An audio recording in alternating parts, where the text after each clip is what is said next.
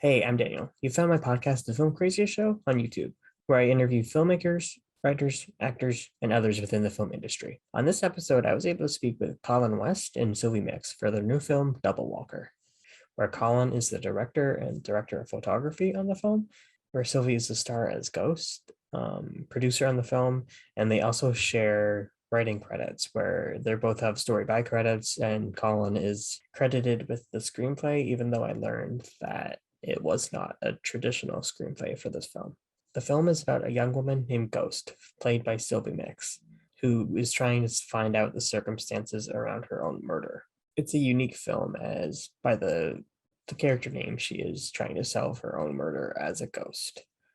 She is given the option by two dark figures. She can either live one day left on Earth, get her affairs in order, or she can live forever as a ghost and only be seen by believers and sinners. And of course, she chooses the latter. Double Walker will be available on video on demand and in theaters on November 12th. And links to those will be down below if you see anything in the interview that inspires you to check out the film. And in the meantime, let's get right into the conversation with Colin West and Sylvie Mix. Hey guys, how's it going? Good. Good. How are you? Good. I'd love to start with just my fun ones. Ooh. And I don't know if you guys are going to find them fun, but I personally do. So maybe that's all that matters. I don't know. But anyway, Okay. so this film, Double Walker, is set around Christmas. So do you guys consider it a Christmas film? Yes. Yes. I'm so Yeah. glad you said that. I'm so glad you said that, Daniel. It's such a Christmas film in our minds. Yeah, I think there was kind of a whole thing about like when the film was going to get released, and we were talking about like, well, should it be around, Halloween, because it's like, it's kind of got these like horror elements and whatever, but we were all talking and it's like, no, it's really like a Christmas movie, and it's sort of like, it takes place like between Christmas and New Year's, and so we kind of wanted to play in that realm a little bit more. So Okay. And you guys have that obscure 1935 A Christmas Carol playing throughout it too? we do, yeah. That was all Colin. 1935. Well, the film is, I mean, it's such like a, like A Christmas Carol is obviously a ghost story, at its core, and this clearly is, and I think there's so much overlap, and this kind of like dream state that the mother is in, as she's kind of watching this movie, and it's kind of threading between her dreams. And so yeah, we just thought it was kind of the perfect movie for this kind. It's like, I don't know, this juxtaposition between like a Christmas, like a jingly Christmas movie, and our kind of like darker world. I thought was kind of great. Okay. And visually and like style, that version seems to be the best fit for this one. Yeah, it was also in the public domain, Yeah. so that Oh. Yeah. That helps. Yeah. Okay, good. Now, I'd also love to ask, I love unique weapons. So what inspired the killer spoon here? Yeah. Well, I mean, the very seed of this whole concept and idea was a comic book about a female serial killer that I was like brainstorming, and the spoon, I don't know, like I kind of even don't remember like how it became a spoon, but it was just, I don't know, like a weapon that hadn't really been used and was pretty unassuming, and we found these sharp spoons at the thrift store, and we're like, cool, that might be it. Yeah, it was very like, I think like sort of like as we were writing the script, it was like, well, what in this room could she use as like a weapon for, the first thing? And it was like, oh, what if like he gives her some tea and there's like a spoon, and then it's like, isn't that gnarly if it was like a teaspoon weapon? Like, I don't know. So it became like, and then she like sharpens it on the brick wall and that kind of thing. So it just kind of went from there, but it was pretty organic. The whole thing was pretty organic, honestly, Dana. Like there was no script. I mean, what we wrote was basically like a 50-page like novella without really any dialogue, and so a lot of it we kind of like would kind of conjure up on the day. We knew what the scene was kind of supposed to achieve, but like the spoon itself, I mean, we knew the spoon was a weapon, but we, the exact sort of way in which it would be used and this kind of stuff was definitely kind of came up with on the day, you know. Okay, interesting. You mentioned like a 50-page kind of novella, and you guys got it to 70 minutes. What was that process like? That was a matter of using a whole lot of slow motion. Yeah. No, we knew that the, like, I mean, because the novella like script didn't have any dialogue, it was going to be shorter than a traditional script, which is usually more like 90 pages to 100 pages, whatever. So, you know, and we knew like the tone of the piece. I mean, that was a big thing that Sylvie and I were talked about a lot in the development process, was like the tone. Like, it was such a tone poem kind of movie. And we knew that like a lot of it would be like these B-roll sequences of like, you know, the cold or the snow or the train or things like that. And so, you know, a lot of it was kind of filled in that way in the editing process. Yeah. I mean, there was really almost no dialogue, so it was very much just like, okay, this is sort of what we want to get across in this scene. Yeah. What dialogue do we need to do that? And so it's like kind of a lot of improvising, honestly. Absolutely, yeah. And I think the ghost, I mean, it's funny, the ghost character like really never, I mean, you have like, I don't know, 10 lines in the whole movie, like you don't talk at all. Like yeah.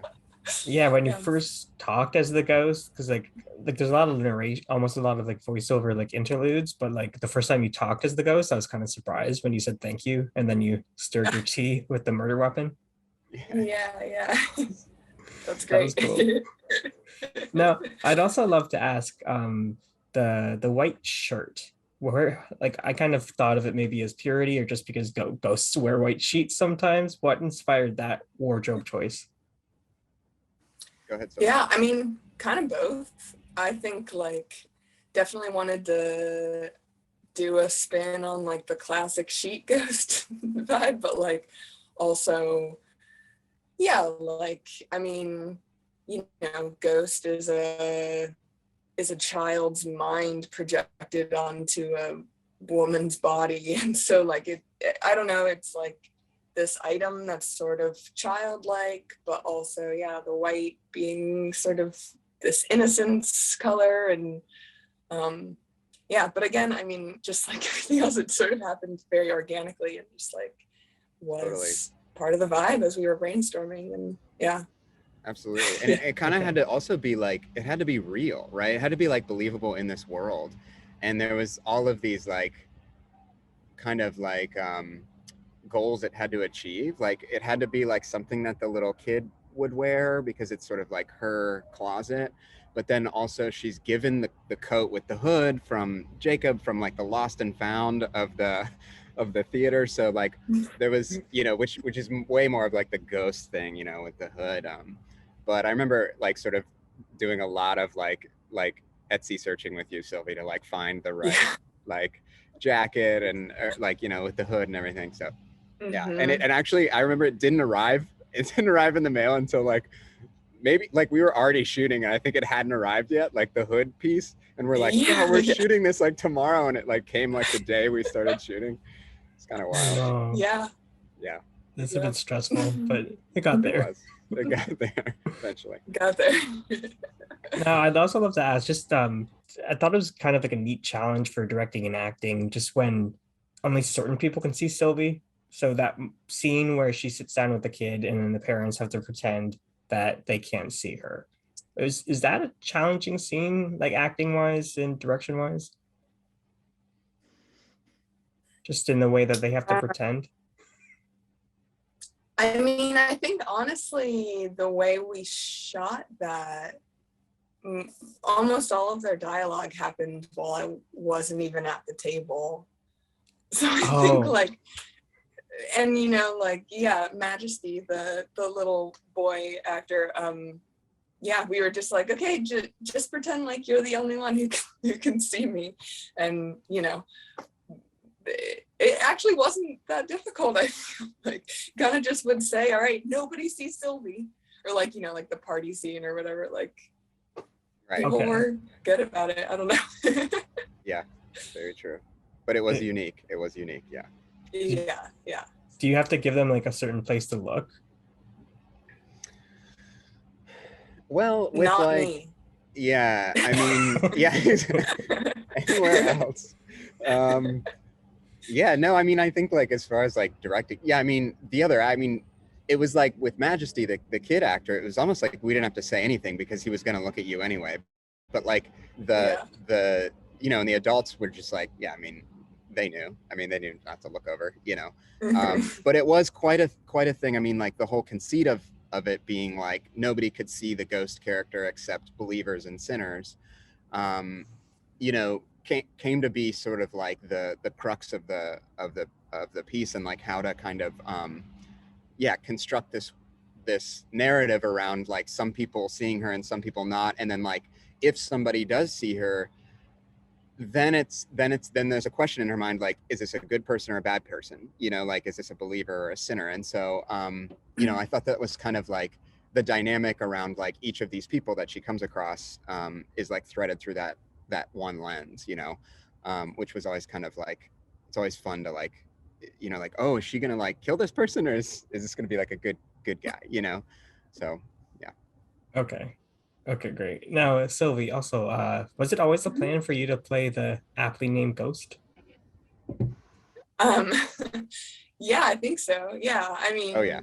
Like I said, the like first seed of this whole idea was this like serial killer comic book I was working on as I was like kind of processing some of my own past and experiences, and I would like use myself as references to do these like character sketches. And I like told Colin about it, and he approached me a few months later and was like, I think that would be a pretty fucking cool movie. Like, maybe we should try to do something with this. And I mean, you know, our budget was super small and it was super indie. So I think it was kind of always just like, okay, yeah, I'll do that. Cool. You know, like, and it ended up being super fun. Okay, interesting. How far along is the comic book? Oh, it's not. I mean, it really didn't make it past like character sketches, to be honest. But yeah, it gave birth to this, so that's pretty cool. Okay, as long as it made this movie, that's awesome. Now, yeah. I also was able to see your other film, I was gonna say Tribeca, other film Poser at Tribeca. And yeah.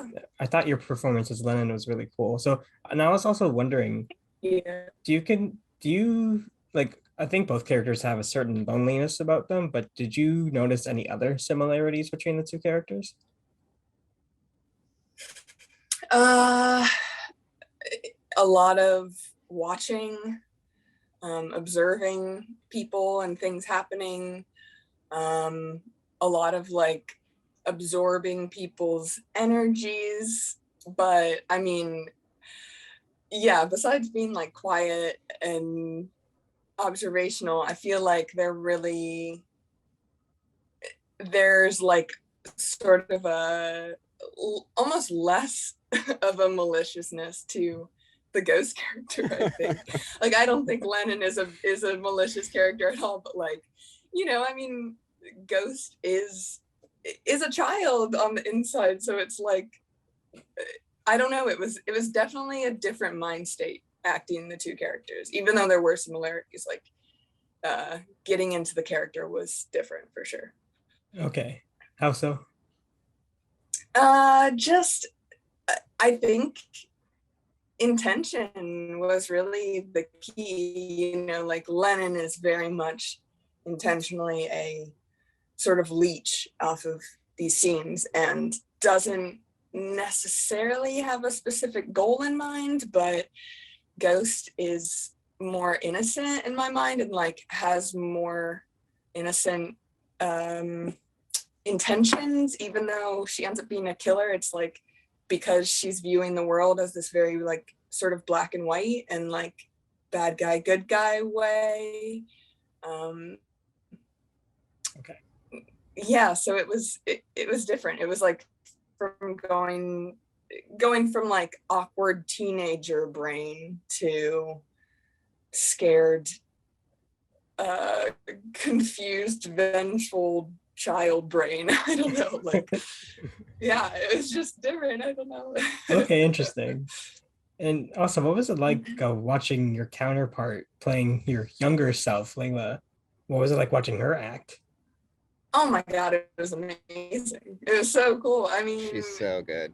She was incredible. Layla is such a star. I can't wait to see like where she goes from here, honestly. No, she was amazing. Like there was almost never any doubt in our minds. Like once she showed up, we were like, okay, great. She's got it. Like she barely, really just needed like one time direction. And then she was like, okay, yeah, got this. And was just like chatting up everybody on set and was like, she had it. And she like got it as much as a kid could get it. She's like, oh, okay, yeah, I can be scared, like just she was ready. It was awesome.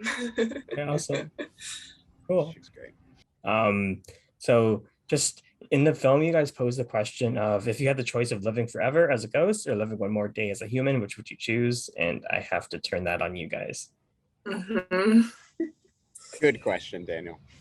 Don't know how original Colin, that you would go be. first. All right, I'll go first. So I think there's some lessons to be like. I think that it's a really hard question, but I think that I think I do human I think like the immediate appeal is like, oh, I could live forever, but then it's like the second part of that is as a ghost, and I think that's the kicker, right? So I would say one more day as a human if I've like got my head screwed on right, but I think the appeal of the other direction is it pulls you in the way that like being a vampire and having sort of like never dying is almost a curse, so that'd be my answer, I think. What about you, Sylvie? Well, so the dream in the movie is based on a real dream that I had when I was 18 that had me convinced that I was going to die. It was like one of the first like very almost lucid dreams that I had, and like pretty much happened exactly like that, plus or minus some details, but like I literally had to watch everyone I knew and loved get old and forget about me and die. And so I would choose one last day as a human because that was not great. Not a great human experience there. Okay, that's great because there's definitely, I hope not to spoil anything, but you definitely show the two pros and cons to both sides. So that's a cool thing about the film. It sort of cycles back on itself. What about you, Daniel? Yeah, what about you? Jeez, yeah, you're probably one last day to get my affairs in order. Yeah. Because I mean, go like seeing this movie, it seems like you're doomed to loneliness of only seeing kids and creeps. Kids and creeps. I wish that was like, I wish that was actually the line. Like, you could live forever, but you'd only see kids and creeps could see you. Exactly. I think that was my time, so we will end on a laugh. So I would like to thank you, Colin West, and you, Sylvie Mix, for coming on the Filmcraziest Show and chatting Double Walker. Thanks, Daniel. Well, thank you so much, Daniel. Thank you.